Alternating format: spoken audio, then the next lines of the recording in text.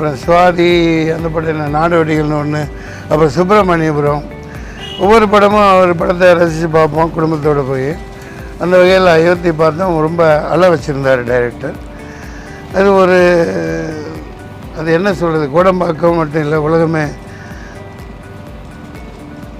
கொண்டாடப்படக்கூடிய ஒரு படமாக இருந்தது. ரொம்ப பிடிச்சிருந்தது. சசிகுமார் எப்படின்னா, அவர் நடிக்கிறதே தெரியாது, நடிக்கிறாருன்னு சொல்ல முடியாது, ஆனால் நெஞ்சை தொட்டுருவார். அந்த விதத்தில் அது கொஞ்சம் தாமதம் ஆகிடுச்சு.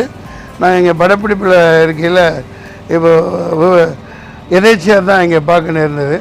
அதனால் யூனிட்டோட நான் இவரை பாராட்டுறேன். வாழ்த்துக்கள்.